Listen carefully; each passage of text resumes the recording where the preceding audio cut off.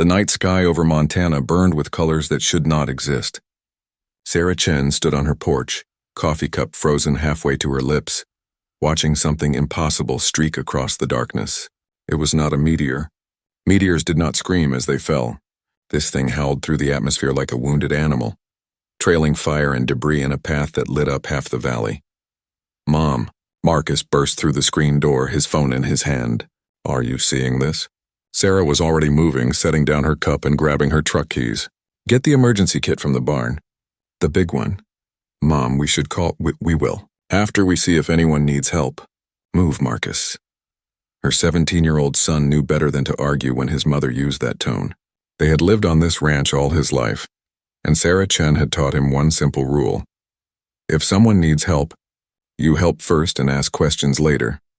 The object crashed about 5 miles north of their property, beyond the ridge where Old Man Patterson's cattle usually grazed. The impact shook the ground hard enough that Sarah felt it through the truck's suspension. A pillar of smoke and dust rose into the night sky, visible even in the darkness. Sarah drove fast but careful along the dirt roads. Marcus sat beside her, his face pale in the dashboard light. "What if it's— it could be. Could be a lot of things," Sarah said. "Could be a plane. Could be a satellite. Could be something else entirely." "You mean aliens?" Sarah did not answer. She just drove. The crash site was worse than she expected. The object had carved a trench through the earth nearly a mile long, throwing up walls of dirt on either side. At the end of that scar sat what could only be described as a ship, though calling it that seemed generous.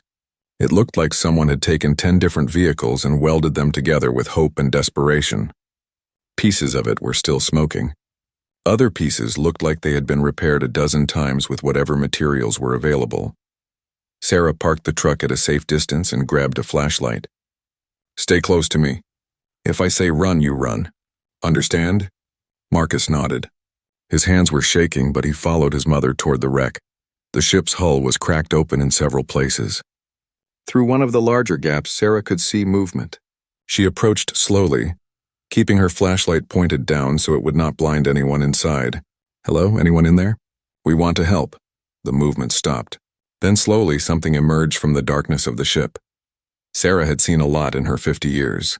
She had pulled calves in the middle of blizzards, faced down mountain lions, and once talked down a man with a gun who was 3 days into a mental breakdown. But nothing had prepared her for this.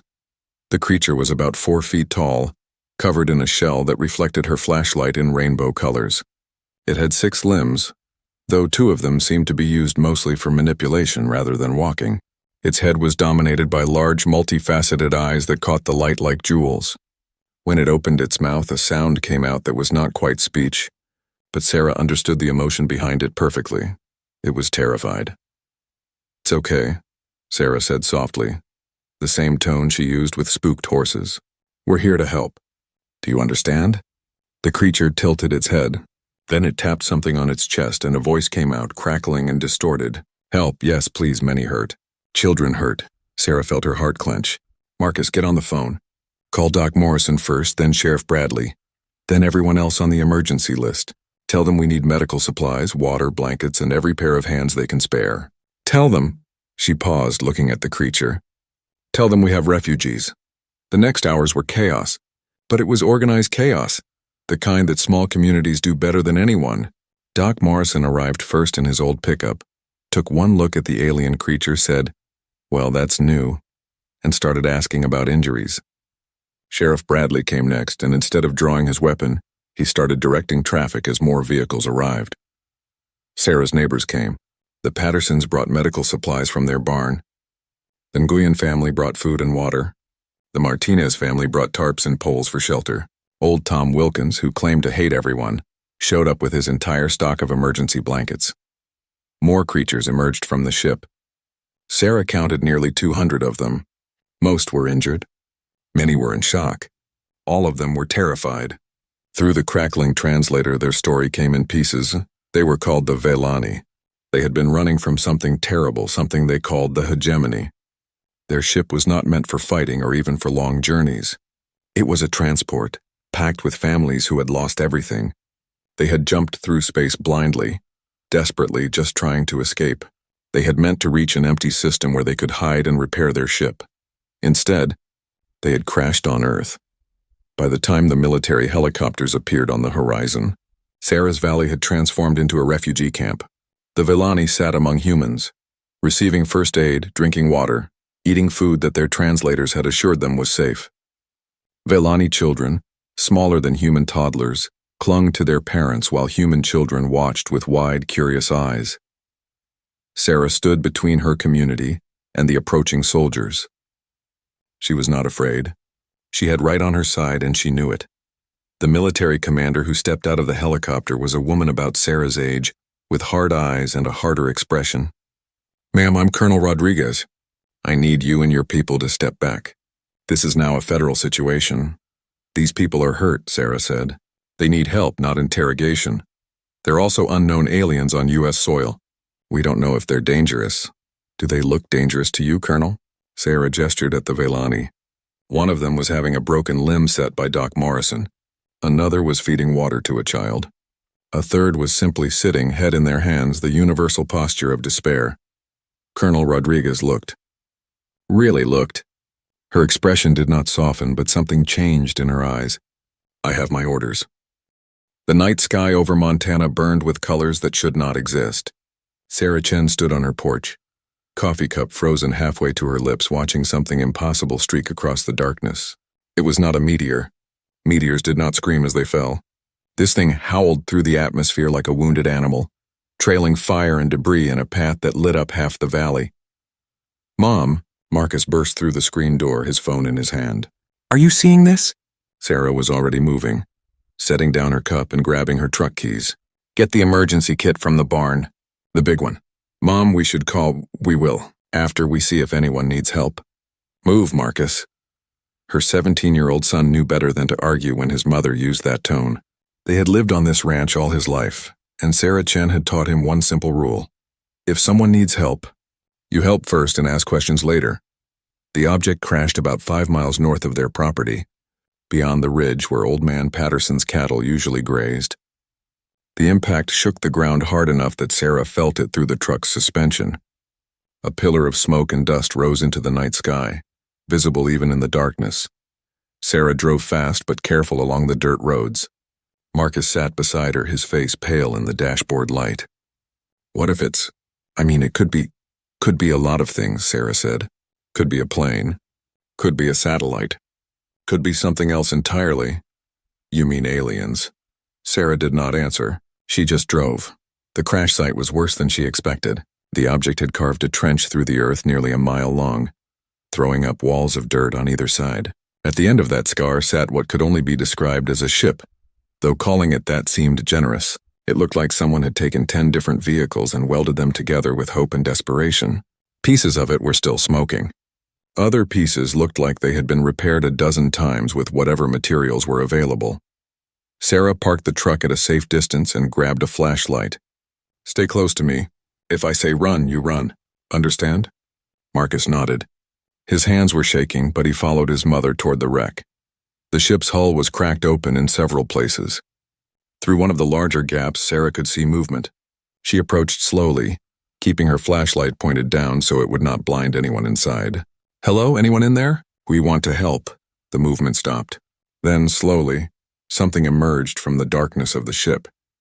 Sarah had seen a lot in her 50 years.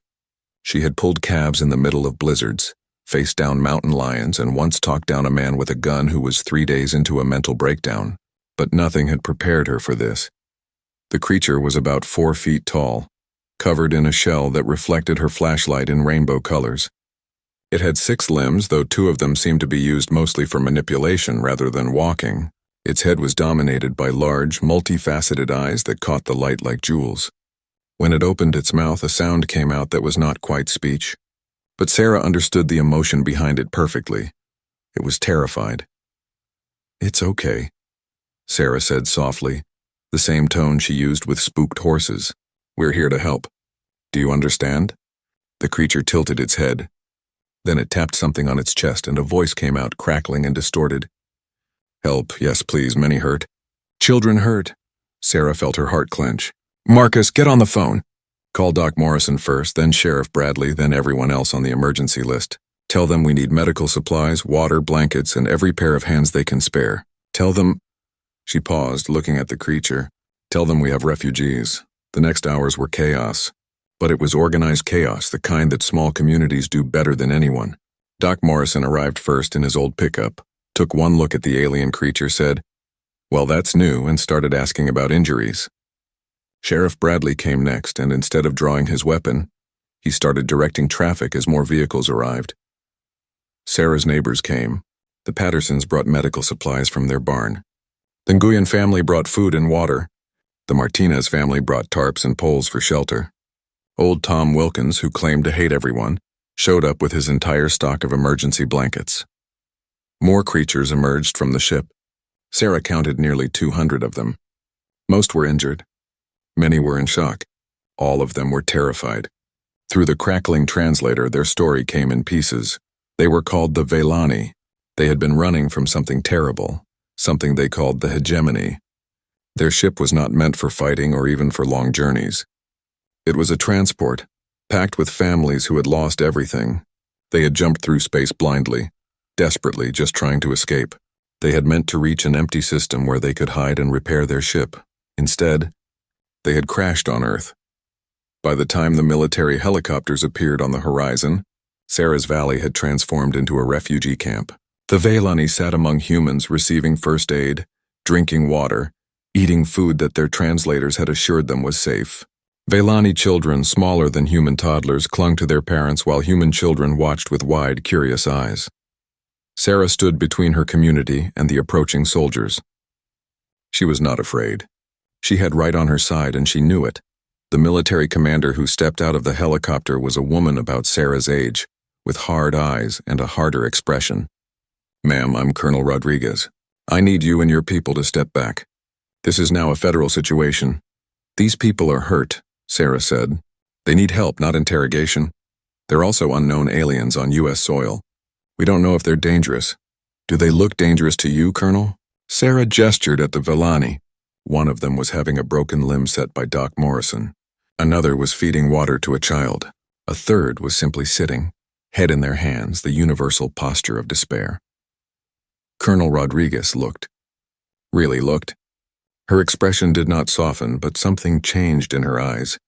"I have my orders, and I have mine," Sarah said. "Help those who need it. That's the order I follow. If you want to talk to them, you can do it here, with witnesses while they're being taken care of. If you want to take them away, you'll have to go through me and about 50 other people who feel the same way." For a long moment, nobody moved. Then Colonel Rodriguez spoke into her radio. "Command, Rodriguez. I need medical teams, not combat units, and get me someone from state. We're going to need diplomats, not soldiers."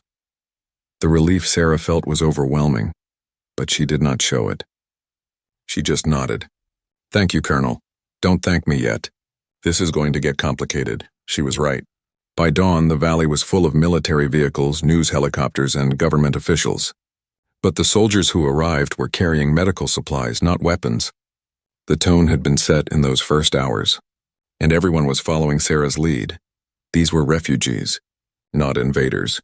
Marcus sat beside one of the Velani children, a small creature that had wrapped one limb around his hand and would not let go.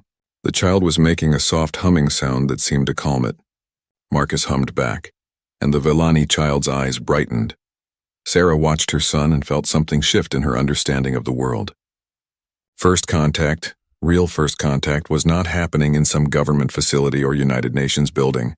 It was happening here, in a Montana valley between a scared alien child and a human teenager who just wanted to help. One of the adult Velani approached Sarah slowly. Through its translator it spoke. "You are leader here?" "Not really," Sarah said. "Just someone who showed up first." "You chose help, not fear. Not attack, why?" Sarah thought about that question. She thought about her grandmother, who had come to America with nothing and been given a chance. She thought about her late husband, who had always said that character is what you do when nobody is watching. She thought about Marcus and the world she wanted him to grow up in. "Because you needed it," she said simply. "That's reason enough." The Velani made a sound that the translator did not catch, but Sarah understood anyway. It was gratitude, pure and overwhelming. The creature touched her hand gently, its shell smooth and warm.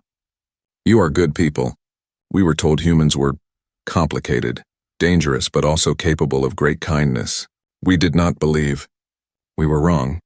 We can be all those things, Sarah admitted. But we get to choose which one we'll be. Today we chose kindness. More humans arrived as the sun rose. News of the crash had spread across the country, then across the world. But before the politicians and the bureaucrats could arrive, before the debates and the arguments could start, something important had already happened. Ordinary people had made a choice. They had chosen to help. They had chosen to see refugees, not invaders. They had chosen compassion over fear. And that choice, made in a small Montana valley by a rancher in her community, would change everything. Sheriff Bradley approached Sarah as she was distributing water to a group of Villani. Sarah, you know this is going to get big, right? Bigger than anything we've ever dealt with. I know. People are going to have opinions, strong ones. Some folks won't like what we did here. I know that too. And you're okay with that? Sarah looked around at the scene before her. Humans and aliens working together, helping each other, beginning the first fragile steps toward understanding. It was messy and chaotic and uncertain, but it was also right. I'm better than okay with it, she said. This is who we are at our best. This is who we should be. If people don't like it, that's their problem. The sheriff nodded slowly. You know, my grandfather used to tell me about when his family came over from Ireland. They were refugees too, running from famine, and some people wanted to turn them away, said they were different, dangerous, that they'd ruin everything. But others chose to help, chose to be kind, and here I am, 3 generations later, wearing a badge and protecting this community. Exactly, Sarah said. That's exactly it, Marcus called out from across the camp. He was waving his phone. Mom, it's on the news. They're calling this the Montana Miracle. Sarah walked over to her son and looked at his phone screen. The footage showed her valley, filled with humans and Villani working together. The headline read, First Contact, Humanity's Choice. It's not a miracle, Sarah said quietly. It's just people being decent to each other. That should be normal, not miraculous. But as she watched the footage spread across the internet, watched the comments pour in from around the world, she realized that maybe it was a kind of miracle, because people everywhere were watching and asking themselves the same question. What would I have done? Would I have chosen fear? Or would I have chosen compassion? And for the first time in a long time, humans around the world were seeing the best of what they could be reflected back at them. They were seeing that when faced with the unknown, when faced with beings from another world who needed help, humans could choose to be kind. The Villani who had spoken to Sarah earlier approached her again. What happens now? It asked through the translator. Sarah looked at the alien being, at her son sitting with the Villani child, at her community working alongside these refugees from the stars. She thought about the world watching, waiting to see what humanity would do next. Now, she said, we figure it out together, one step at a time. And in that moment, with the sun rising over a valley full of 2 species learning to coexist, Sarah Chen had no idea that she had just helped set in motion events that would define humanity's place in the galaxy for generations to come. She just knew that she had done the right thing. Sometimes, that is all that matters. The video went viral within 3 hours, a simple clip filmed on Marcus Chen's phone, a Villani child reaching out with a trembling limb, and Marcus taking it gently in his hand. No words, no explanation needed, just connection. Within 6 hours, it had been viewed 50 million times. Within 12 hours, the world had chosen sides. President Elena Rodriguez sat in the Situation Room, surrounded by advisors who all wanted different things. The Secretary of Defense wanted the aliens in a secure facility. The Secretary of State wanted UN involvement before any decisions were made. The Director of National Intelligence wanted access to their technology. Everyone had an opinion. Everyone had a plan. What does Sarah Chen want? The president asked. Her chief of staff looked surprised. The rancher? Ma'am, with respect, she's the one they trusted first, Rodriguez interrupted. She's the one who set the tone for this whole thing. Before we make any big decisions, I want to know what someone with actual common sense thinks we should do. They patched Sarah through on a video call. She was still at the crash site, looking exhausted, with dirt on her clothes and a Villani child sleeping against her shoulder. Ms. Chen, the president said, thank you for taking my call. Ma'am, Sarah nodded. What can I do for you? You can tell me the truth. Are we in danger? Not the official assessment. Not what the intelligence community thinks. Your gut feeling. You've spent more time with these people than anyone. Are they a threat? Sarah looked at the sleeping child on her shoulder, then back at the camera. Mr. President, they're terrified of us. They crash-landed on a planet they'd been taught was full of dangerous, unpredictable beings. They expected us to kill them. Instead, we brought them blankets and medical care. If they're a threat to anyone, it's only because they're scared, and scared people do desperate things. Treat them with respect and dignity, and they'll be the best neighbors you could ask for. And if the people who are chasing them come looking, then we'll deal with that when it happens. But right now, right this moment, we have 200 refugees who need help. Everything else is speculation. Help first, worry later. The president smiled slightly. You sound like my grandmother. Your grandmother sounds like a smart woman. After the call ended, Rodriguez looked around the room at her advisors. Thoughts? The Secretary of Defense spoke first. Ma'am, we need to establish protocols. We can't just let civilians handle first contact with an alien species. They already did, the president pointed out, and they did it well. Better than any protocol we have would have managed, I'd bet. But the security implications are real, Rodriguez agreed. But so is the humanitarian reality. These people are refugees. We have laws about refugees. We have treaties. We have supposedly values. If we start treating them like prisoners or experiments, what does that say about us? It says we're being cautious, someone offered. It says we're being cruel, the president countered. And the whole world is watching. More importantly, I'm watching. I became president to make the hard choices, and this one isn't even hard. It's just hard to do because of politics and fear. But the right thing? That's obvious. She turned to her Secretary of Homeland Security. Draft an executive order. Temporary protected status for all Vellani refugees.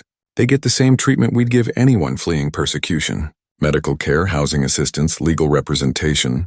We do this right. Ma'am, Congress will... Let me worry about Congress. You worry about making sure those people in Montana have what they need. The order went out that afternoon. The president addressed the nation that evening. My fellow Americans, she began, and my fellow citizens of Earth, because tonight we speak as one planet. Yesterday, something extraordinary happened. Refugees from another world crashed on our soil, and in that moment we had a choice to make. Fear or compassion, suspicion or help. And before any government could make that choice, ordinary people made it for us. They chose compassion. They chose help. And today I am making the same choice on behalf of the United States of America. The speech was simple and direct. The Vellani would be given temporary protection while their ship was repaired. They would have access to medical care, food, shelter, and legal rights. Any nation that wished to offer sanctuary could do so. The UN would coordinate international support. We are a species that has spent too much time fighting each other, Rodriguez concluded. Perhaps it took visitors from the stars to remind us that we are all part of the same human family. And perhaps it is time we extended that family to include those who need us, not because they can offer us technology or advantage, but because it is right, because compassion is not weakness. It is the strongest thing we can be. The reaction was immediate and divided. Half the world praised the decision. Half condemned it. But something interesting happened in that division. People started talking. Really talking, not just shouting at each other. In Tokyo, a Buddhist temple offered sanctuary space. In Cairo, an Islamic charity organized medical supplies. In Mumbai, Hindu organizations raised money for refugee assistance.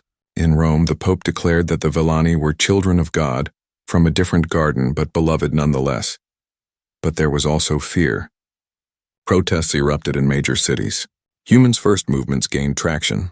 Some countries closed their borders entirely, refusing to accept that aliens even existed. Internet forums filled with conspiracy theories. Politicians used the crisis to gain support, painting the Vellani as everything from spies to the vanguard of an invasion. Sarah watched it all from her ranch, which had become the unofficial center of the relief effort. News crews were everywhere, but she refused most interviews. She had work to do. The Vellani had begun to open up more as they realized they were safe. Their leader, an older female named Shektara, spoke through her translator with growing confidence.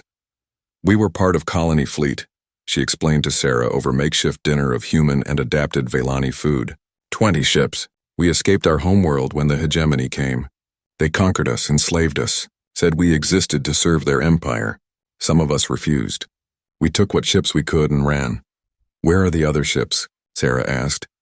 Shektara's bioluminescent patterns dimmed, the Velani equivalent of sadness. We do not know. We scattered. Each ship went different direction. This way, if some were caught, others might survive. We hope to find empty system, dead planet maybe, somewhere to hide and rebuild. But our navigation was damaged. We jumped blind and found you. I'm sorry you lost your home. I am sorry too. But also, Shektara made a gesture with her limbs that her translator interpreted as surprise. Also grateful? Is correct word? We crashed on planet full of beings we were told were primitive and dangerous. We expected death. We found kindness. This is confusing. But good confusing. Marcus joined them, a Velani child riding on his shoulders. The child, named Kliktar, had become inseparable from the human teenager. Mom, Klik's family wants to know if we have something called ice cream? The translator's having trouble with it, Sarah laughed. Tell them we'll introduce them to ice cream tomorrow. It's one of humanity's greatest achievements. The days turned into weeks. A kind of routine developed in the valley. Human engineers studied the Velani ship, amazed by technology that worked on principles they were only beginning to understand. Velani shared what they could, teaching willing students about their science and culture. In return, humans taught the Velani about Earth, about human history, about the complicated, messy, beautiful thing called humanity. The Velani were surprised by human music. They were fascinated by human art. They were confused by human humor but tried to learn it anyway. And slowly, carefully, friendships began to form. Dr. Elizabeth Morrison, who everyone called Doc, made a breakthrough in cross-species medicine. The Velani had a compound in their biology that accelerated healing. Combined with human surgical techniques, they could treat injuries that would have been fatal before. When Doc successfully saved a Velani who had been dying from internal injuries, both species celebrated together.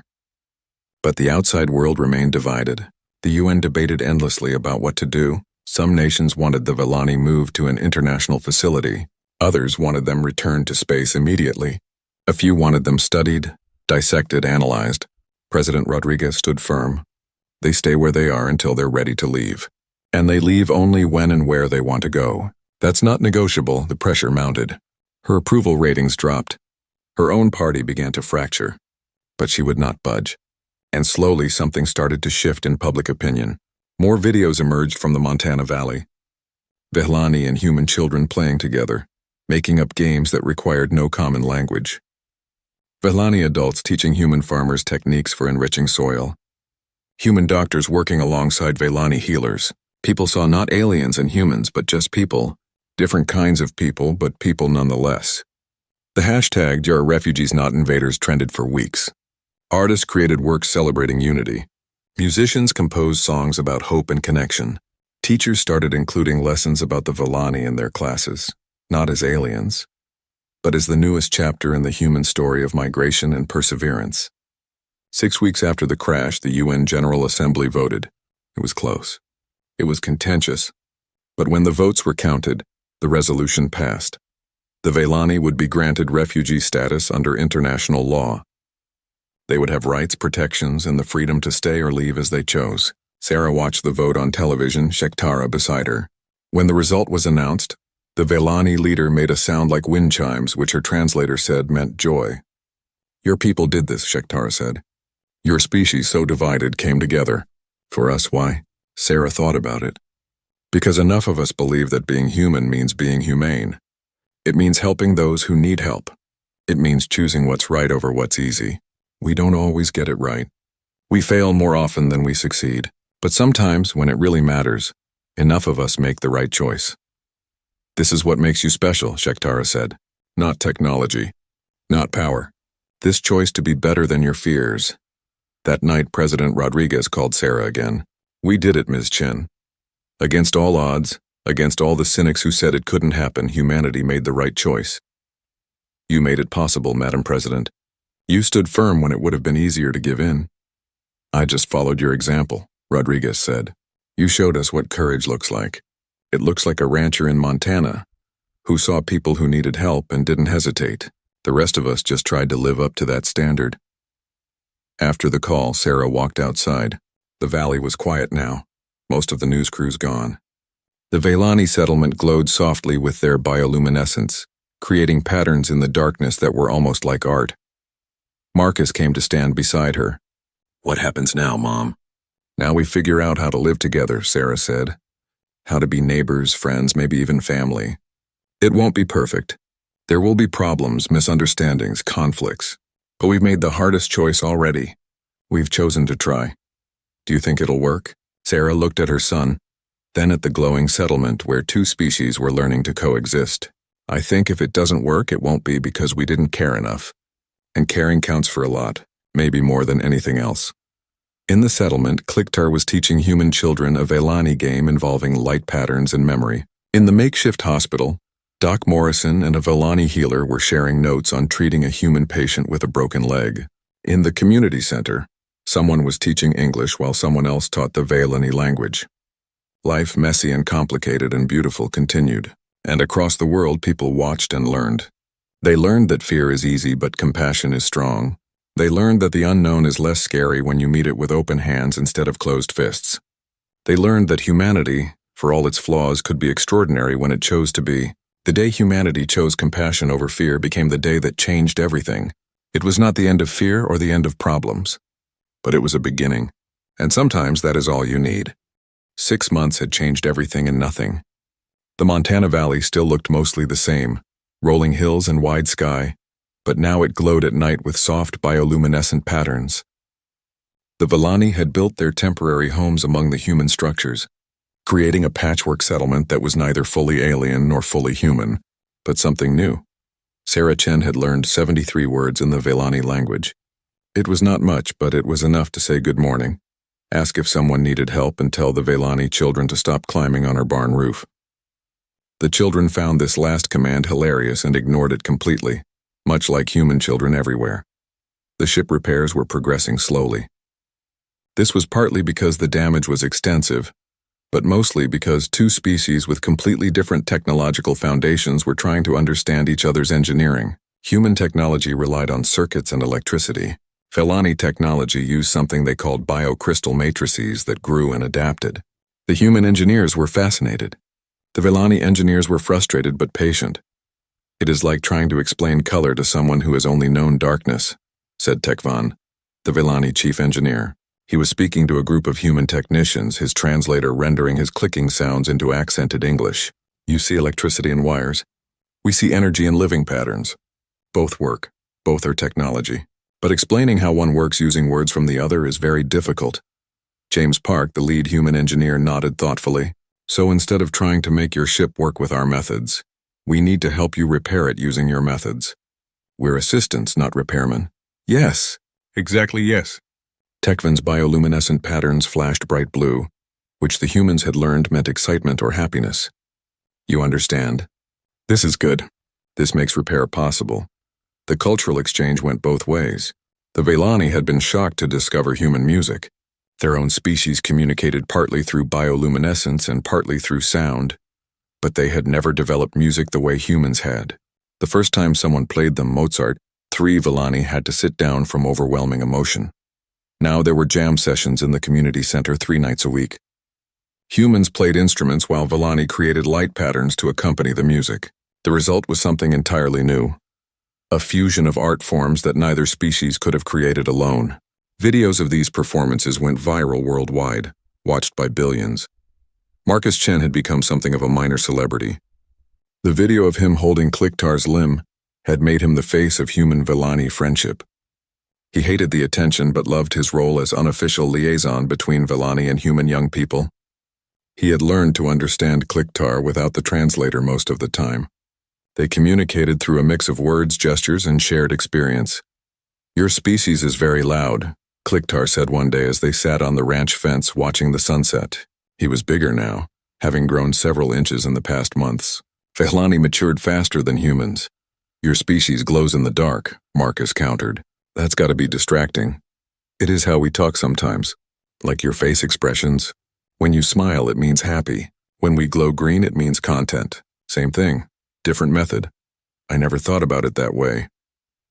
Marcus pulled out a piece of grass and chewed on it thoughtfully. Do you miss your home? Your real home, I mean. Before the hegemony, Clicktar's patterns dimmed slightly. I was very young when we left. I remember sky that was purple, not blue. I remember buildings that sang in the wind. I remember my grandmother who did not come with us. He paused. But this place, your Earth, it is becoming home too. Is it possible to have two homes? I think so, Marcus said. My great-grandmother came from Taiwan. She always said she had two homes in her heart, one where she was born, one where she chose to be. Maybe it's the same for you. They sat in comfortable silence, two young beings from different worlds watching the same sunset. But not everything was peaceful. The protests outside the valley had never completely stopped.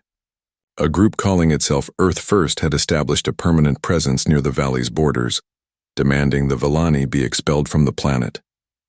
They were mostly peaceful, but sometimes things got tense. Sheriff Bradley had his hands full managing the situation. I don't agree with them, he told Sarah one morning.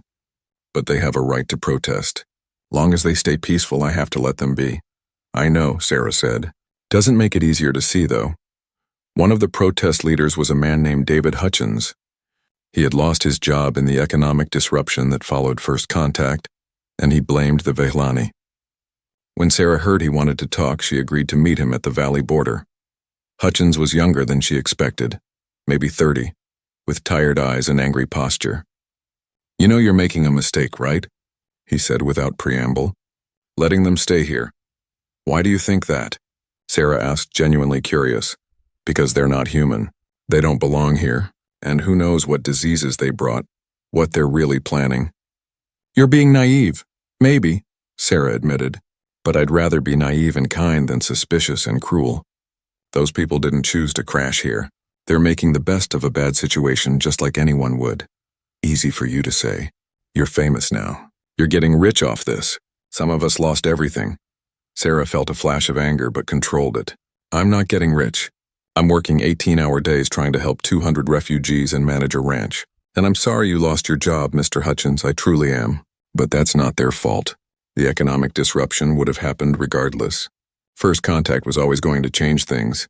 So we should just accept it? Accept that our world is being invaded? They're not invading. They're surviving. There's a difference. Hutchins shook his head. You're wrong.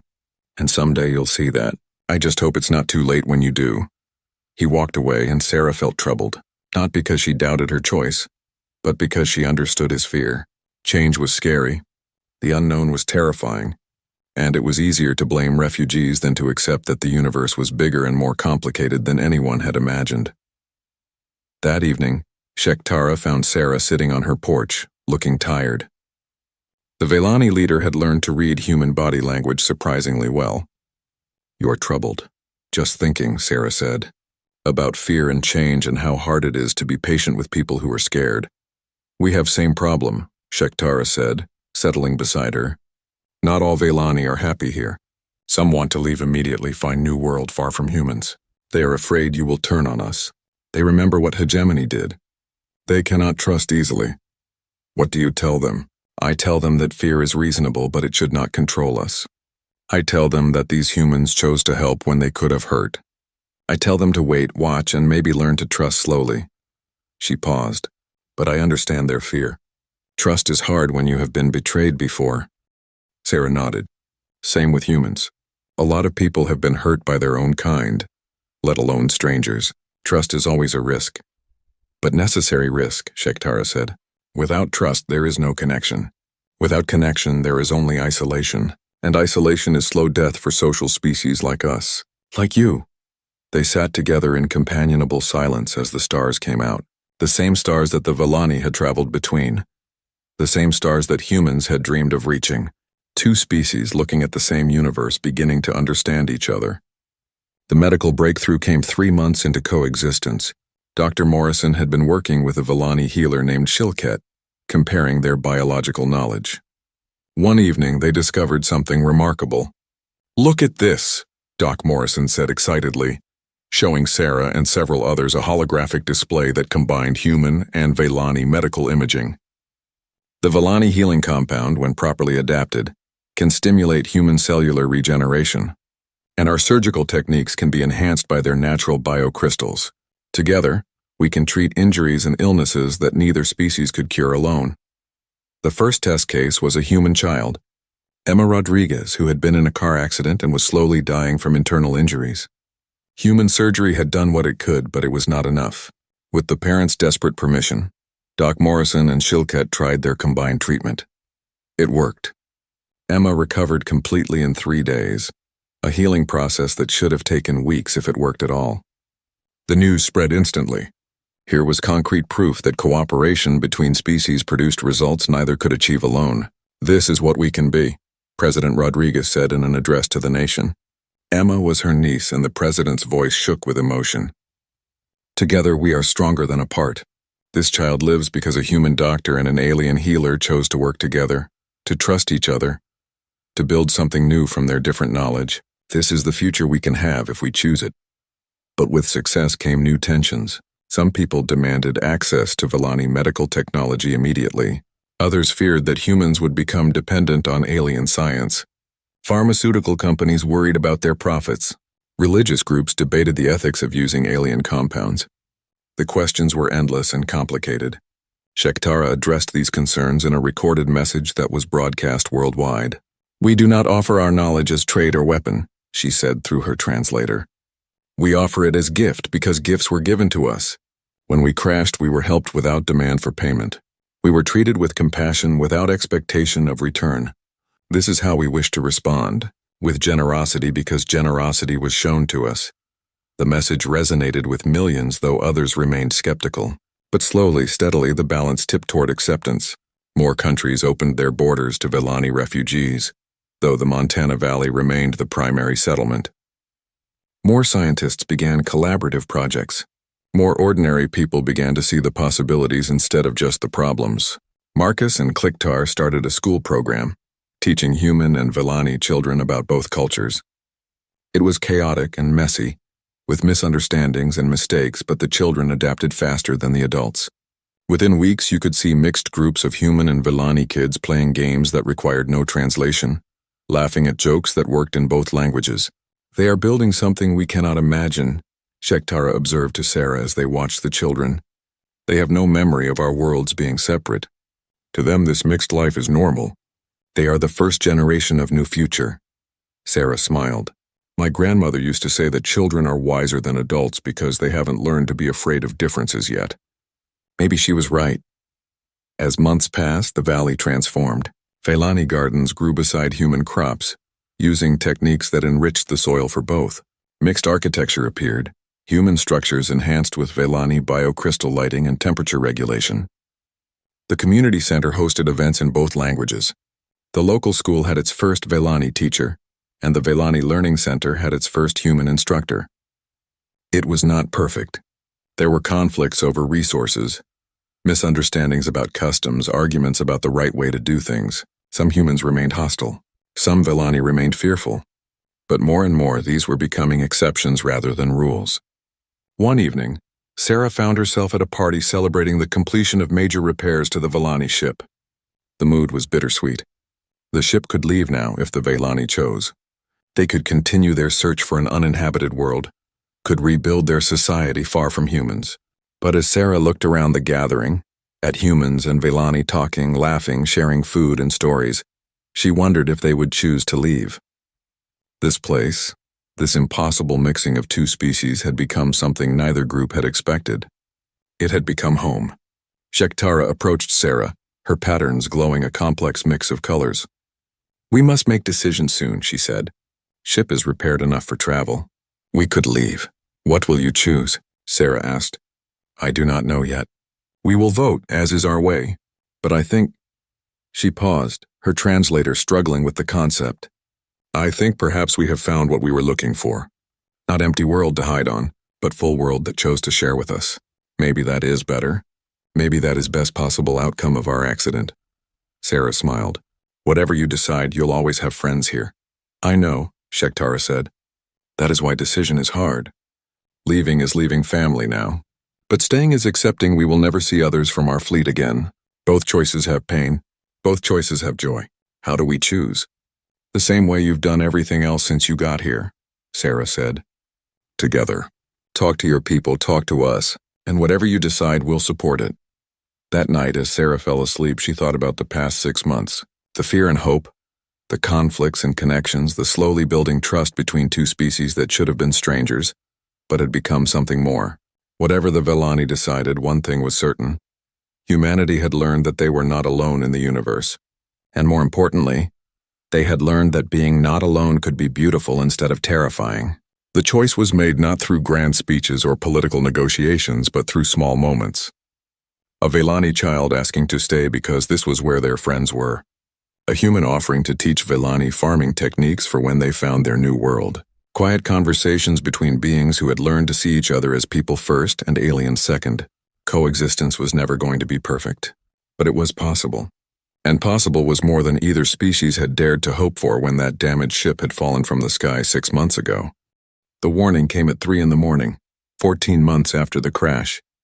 Every space monitoring station on Earth detected it simultaneously. An object entering the solar system at impossible speeds, decelerating in ways that violated human understanding of physics. The object was a ship, and it was headed for Earth. Sarah's phone rang, dragging her from sleep. It was Colonel Rodriguez, now General Rodriguez, after her promotion. "Sarah, we have a situation. Get the Vellani leadership to safety, now. What's happening? Something's coming. And according to our Vellani friends, it's nothing good. Move fast." Sarah was already pulling on clothes, yelling for Marcus. Within minutes, they were running toward the Vellani settlement. The entire valley was waking up, alarms sounding, lights turning on. People who had gotten comfortable over the past year suddenly remembered that comfort was fragile. Shektara met her at the community center, her patterns flashing urgent red. "They found us. The hegemony found us. Are you sure? The ship's signature. Our sensors recognize it. It is scout vessel Hunter class. They follow refugees. They punish those who run." Her translator could not fully convey the terror in her voice, but Sarah heard it anyway. "How long do we have?" "Hours, maybe less. They can move very fast when they choose." President Rodriguez convened an emergency session with world leaders. The conversation was broadcast to every nation, every military command, every person who wanted to watch. There was no time for secrets. "The Vellani inform us that this vessel belongs to something called the Korthax hegemony," the president said. Her face was calm, but her hands gripped the podium tightly. "They are the force that the Vellani were fleeing. They have tracked the refugees to Earth, and they have sent us a message." She played the transmission. The voice was mechanical, translated by the same kind of universal translator the Vellani used. "People of Earth, you harbor enemies of the hegemony. This is violation of galactic law. Surrender the fugitives within 24 hours or be designated hostile world. This is only warning you will receive." The words hung in the air like a death sentence. 24 hours to decide whether to hand over 200 refugees or face war with an alien military force that could cross solar systems in days. The argument started immediately. Some leaders advocated for immediate surrender. Why risk human lives for aliens who had only been on Earth for a year? Some called for evacuation, moving the Vellani to space and hoping the hegemony would follow them away from Earth. Others wanted to negotiate, to buy time to find some diplomatic solution. President Rodriguez let them talk for 30 minutes. Then she spoke. "We are done debating. Here is what we're going to do. Nothing. We are not surrendering refugees to an empire that will execute them. We are not negotiating with bullies. We are not running away from this. The Vellani are under Earth's protection, and that protection means something or it means nothing." "Madam President," someone protested, "they could destroy us. We don't know what kind of weapons they have." "Neither do they know what we have," Rodriguez countered. "And more importantly, they don't know what we are. It's time they learned." The president's message to the Korthax was simple and direct. The Vellani refugees are citizens of Earth, granted full legal protection under our laws and international treaties. They are not fugitives. They are not property. They are people, and they are under our protection. Leave our solar system immediately. If you attempt to take them by force, you will learn what it means to threaten humanity. This is your only warning." The response came within an hour. "Your species is primitive and ignorant of galactic realities. You have no authority here. We will take what is ours. Resist and be destroyed." "Well," General Rodriguez said from the military command center, "I guess we're doing this."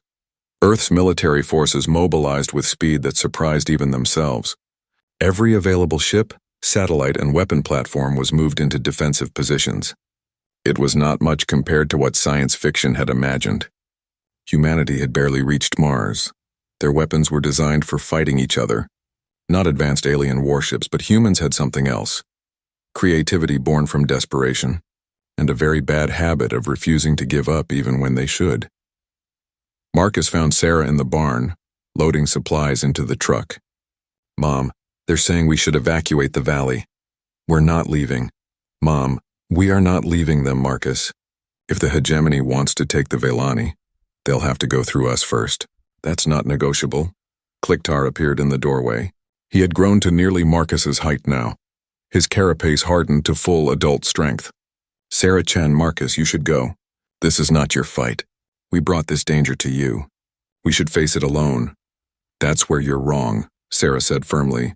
"This became our fight the moment we chose to help you. You don't get to take that back now. Your family. You don't abandon family." Shektara came to see Sarah that afternoon. The Velani leader looked older than she had a year ago, her patterns dimmer. "There may be a way to stop this without violence." "What way?" "We surrender ourselves. We go to ship willingly. Hegemony gets what they want. Earth is spared." "Absolutely not." "Sarah, no. I've lived 51 years and I've learned that bullies only stop when someone stands up to them. If we give in now, if we teach the universe that threatening Earth works, we'll never be safe. More importantly, you'll never be safe. There will always be someone to run from. It has to stop somewhere. It stops here. You would risk your whole species for us?" "I would risk everything for what's right. That's what being human means. Or at least it's what being human should mean." The Korthax ship entered Earth's orbit 18 hours after first contact. It was massive, dwarfing anything humanity had built. It positioned itself above the Montana Valley, a clear message. "We know where they are, and we will take them." Admiral James Kowalski commanded the hastily assembled human fleet from the USS Endeavour, a ship that had been designed for deep space exploration, but was now Earth's flagship in humanity's first space battle.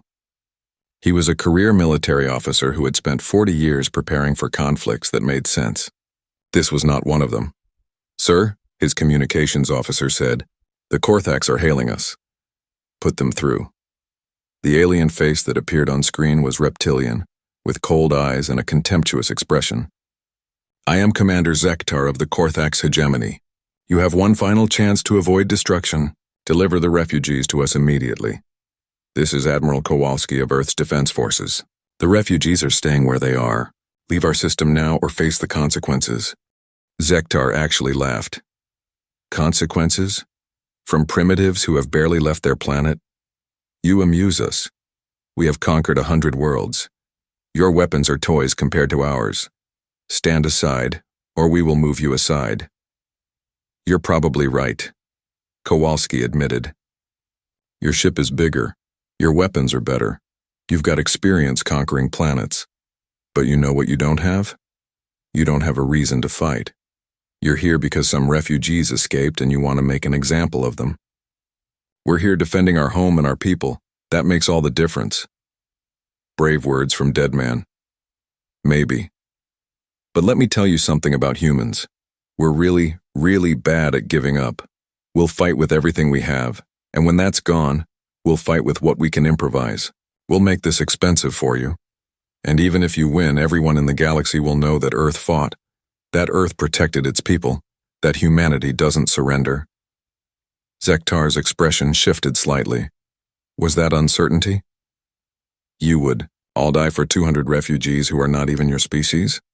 "In a heartbeat," Kowalski said. "Because that's who we are. And I think you're about to learn that the hard way." The Korthax ship opened fire. The battle that followed would be studied for generations. Humanity's weapons were primitive compared to the hegemony's technology, but they were used with tactical brilliance and absolute desperation. Earth's fleet coordinated with ground-based weapons, creating overlapping fields of fire. They used kinetic kill vehicles, nuclear weapons, and even experimental railguns that had never been tested in actual combat. The Korthax ship shrugged off most of the damage. Its shields absorbed nuclear detonations that should have vaporized it. But humans kept fighting. They adapted their tactics in real time, targeting what seemed like weak points, coordinating attacks to overwhelm the shields for brief moments. And then someone had a crazy idea. "Sir," a young weapons officer said, "what if we don't try to penetrate their shields? What if we just blind them?" Kowalski understood immediately. Do it. Humanity had thousands of satellites in orbit, many of them obsolete or inactive. They detonated all of them simultaneously around the Korthax ship, creating a debris field that scattered radar and sensor readings. In the confusion, Earth's fighters launched suicide drones, cheap, fast, and carrying just enough explosive to damage sensors and weapon ports. It was not sophisticated. It was barely organized. But it was effective. The Korthax ship began to have problems targeting accurately. Its shields were still strong, but its eyes were clouded. And humans exploited every weakness with the focused intensity of a species that knew it was outmatched but refused to accept defeat. On the ground, the Vehlani watched in stunned silence. They had seen the hegemony conquer worlds. They had never seen anyone fight back successfully. "They are doing this for us," Shektara whispered. "Dying for us." "They're doing it for all of us," Sarah corrected. "For every refugee, every person fleeing tyranny, every being who just wants to be free. They're proving that compassion isn't weakness, that protecting the vulnerable is worth fighting for." The battle lasted 6 hours. The Korthax ship damaged. 12 human vessels destroyed 6 satellites and killed 37 human defenders. But it also took damage. Real damage. Enough damage that Commander Zektar made a calculation he had never expected to make. The cost of taking these refugees was too high. "This is not over," Zektar broadcast. "The hegemony will return with greater force. You have made enemies you cannot comprehend." "Good," Kowalski replied. "Now get the hell out of our solar system."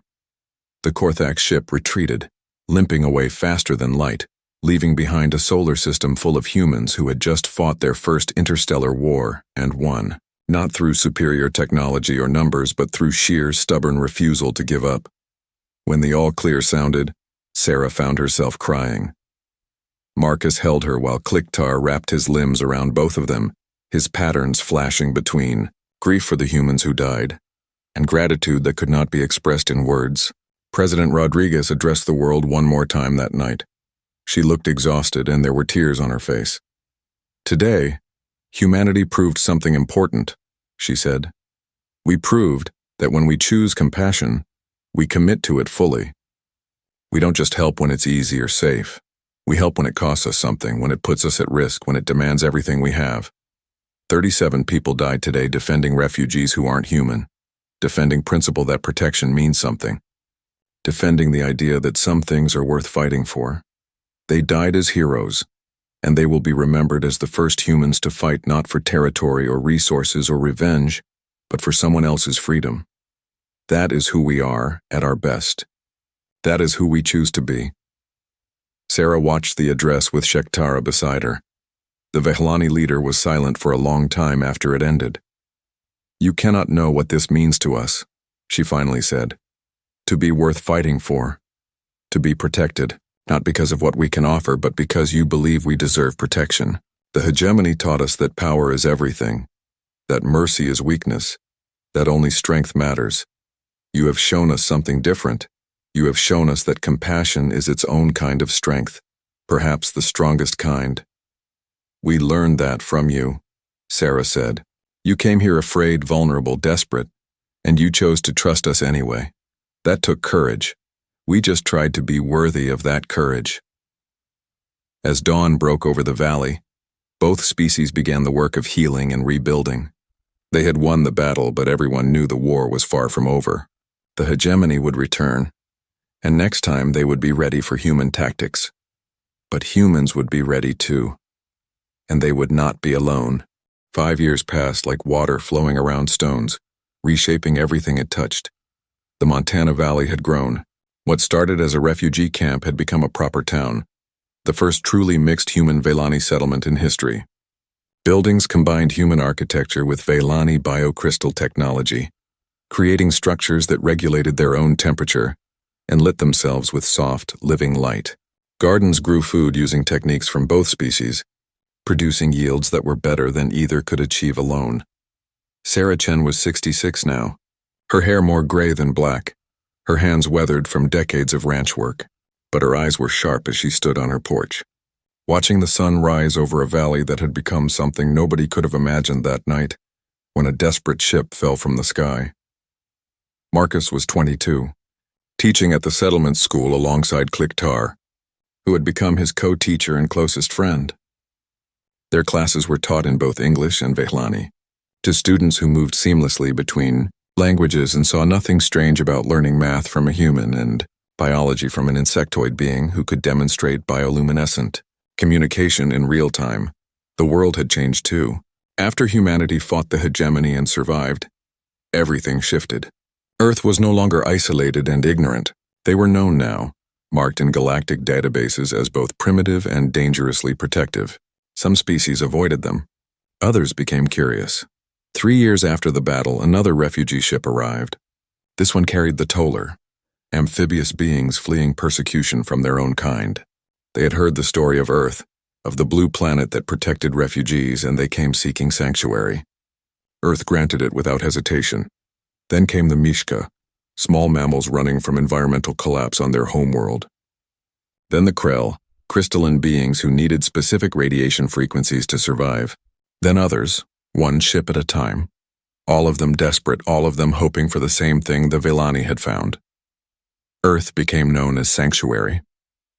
It was not the official name, but it was what the refugees called it, and eventually everyone else did too. The valley now housed 7 different species. It was chaos most days, beautiful chaos as beings with completely different biologies and cultures learned to live together. There were conflicts, misunderstandings, mistakes, but there was also cooperation, friendship, and something new being built from the pieces of many different worlds. President Rodriguez had served 2 terms and was now simply Elena, though she remained one of Earth's representatives in the growing interstellar community. She visited the valley regularly, always staying at Sarah's ranch, always wanting to see how the impossible experiment was progressing. "You know," Elena said one morning over coffee, "historians are going to argue about you for centuries, whether you're a hero or just someone who happened to be in the right place at the right time." Sarah laughed. "I'm just someone who saw people who needed help. Anyone else would have done the same. That's where you're wrong. Not everyone would have. You made a choice, and that choice changed everything. Don't diminish that." They sat in comfortable silence, watching as children of 7 species played together in the field. The games they invented required no single language, no shared culture. They were pure joy, the universal language of young beings finding friendship. Shektara was older now, too, her carapace showing signs of age. She moved slower but thought no less clearly. She had become something like a mayor for the settlement, mediating disputes and helping new refugees adjust to life on Earth. She found Sarah later that morning, settling beside her on the porch. "More ships detected at edge of system," she said. 3 of them. "Refugee vessels, we think. One of them is broadcasting distress signal. How long until they arrive?" 2 days if they maintain current speed," Sarah nodded. "I'll let the Refugee Council know. We'll need to prepare housing and medical support." "Do we know what species?" "Not yet. But does it matter?" "No," Sarah smiled. "I suppose it doesn't." This was routine now. Almost monthly new refugees arrived. Earth had developed protocols, systems for integration, methods for helping traumatized beings adjust to a multi-species society. It was not perfect, but it worked better than anyone had expected. The settlement had also become an economic hub. Vehlani medical technology had revolutionized human healthcare. Toller water purification systems were being adapted for Earth's oceans. Mishka agricultural techniques were feeding millions. In exchange, human engineering and manufacturing capabilities helped refugees rebuild their ships, repair their technology, or adapt to life on Earth permanently. More than half the original Vehlani had chosen to stay permanently. They considered Earth their home now, and their children born on this world knew no other. The same was true for many of the other refugee species. They had come seeking temporary shelter and found something worth staying for. But the galaxy had not forgotten about Earth. The hegemony had not returned, but everyone knew they would eventually. Other powers had begun to take notice of this strange world that sheltered refugees and somehow made it work. Some were curious. Some were concerned. Some saw opportunity. The first official alien ambassador arrived 4 years after the battle. She was from the Free Worlds Coalition, a loose alliance of independent planets that tried to stay neutral in galactic conflicts. Her name was unpronounceable, so she went by Ambassador Tor. Earth is anomaly, she told the UN General Assembly in her first speech. Most species reach stars and find conflict. They join alliances for protection, pay tribute to empires for safety. They learn to be careful, to be afraid, to stay small and hope they are not noticed. Earth did opposite. Earth fought when they should have surrendered, protected when they should have abandoned, welcomed when they should have rejected. This makes no sense, and yet it works. We do not understand why, but we wish to learn. The Free Worlds offered Earth membership in their coalition. It was a significant offer, bringing access to technology, trade, and mutual defense. But it also came with obligations, rules, and compromises. The debate lasted months. In the end, Earth joined, but on their own terms. They would maintain their refugee sanctuary status. They would make their own decisions about who to protect. They would not abandon the principles that had defined their first contact with other species. The Free Worlds agreed, partly because they had no choice, but partly because they recognized that Earth's approach, however strange, was producing results. Sarah watched all of this from her ranch, content to let others handle the politics. She had work to do, refugee families to help settle, young beings to mentor, a community to nurture. The big picture diplomacy was important, but so was making sure the Mishka family down the road had enough water for their environmental needs, and that the Krell child who was being bullied at school found acceptance. Marcus and Kliktar's school had become a model for mixed species education. Dozens of similar schools had opened around the world, each one adapting the valley's methods to their own communities. They taught not just subjects but understanding, not just facts but empathy. Their graduates moved easily between species, seeing differences as interesting rather than threatening.